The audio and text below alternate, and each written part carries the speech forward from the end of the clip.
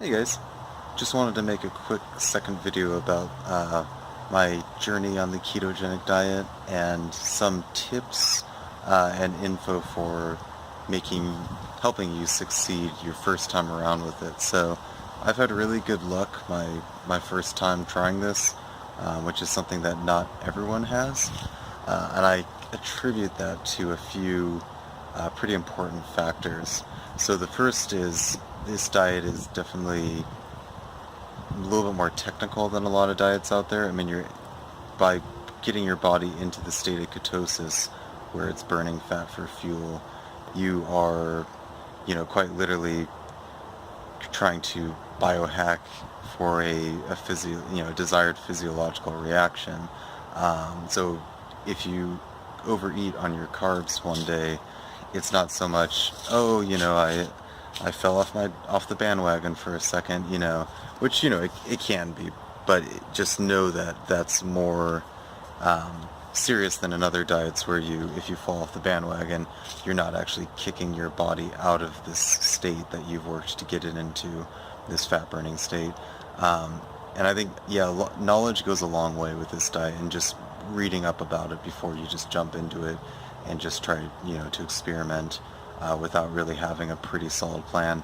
So what started me off on the right foot, and I would recommend you pick up a copy of, is this book, which is called Fat for Fuel by Dr. Joseph Mercola.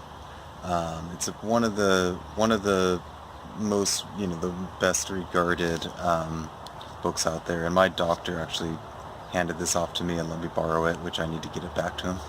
Sorry, man, but yeah, it's one of the best books out there of just kind of giving you the overview of the diet. He goes into some of the science and stuff for sure, but definitely gives you some practical stuff.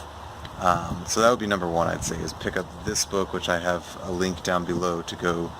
It takes you to Amazon to get it. Full disclosure, it's an affiliate link, so I get a very small commission if you purchase it.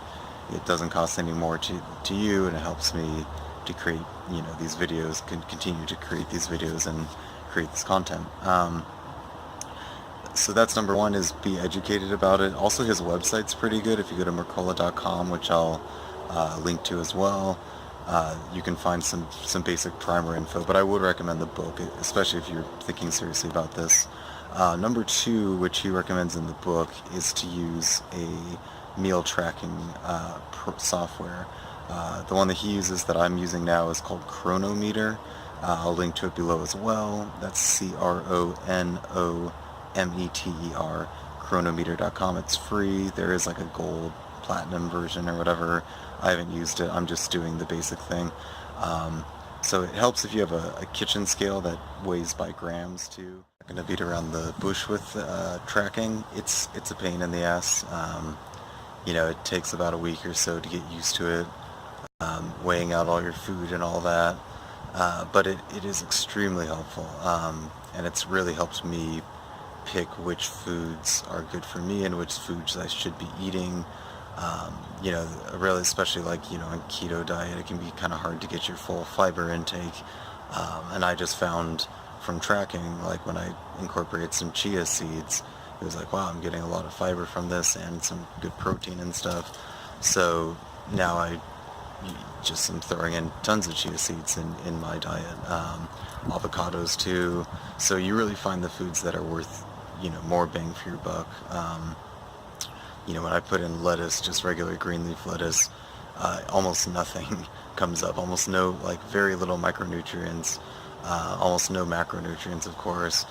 So, I still like lettuce for lettuce wraps and, burgers or whatever, protein burgers, but I am doing much more spinach and greens, dark leafy greens, because there's just a lot more punch that they give you. So those are just some of the helpful things that tracking can do for you, besides just keeping you on track with your diet and helping you to know that you really are hitting your macros, as they say. So, keeping that, again, to reiterate, keeping that those carbohydrates below a certain level, usually about 25 grams or so, depending on your size and activity level, meeting your protein needs for the day, and not exceeding them, hopefully too much, and replacing the rest of your energy that you need, just your raw kcals you need for energy with the fat, the healthy fats. Yeah, so I would definitely recommend tracking and going to Chronometer. I'd say that's pretty essential for this diet.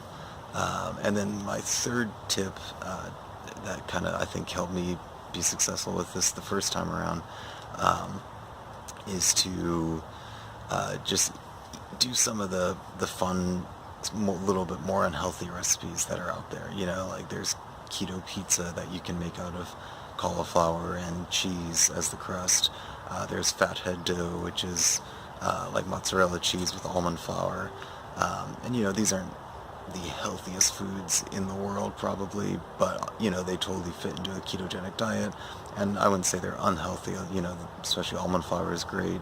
But when you're transitioning in, if you feel like pizza, you know, don't kill yourself to try and eat like this completely, you know, dairy-free type of whatever, unless you have dairy allergies. Refine down as you go. When you start, just experiment with the fun stuff.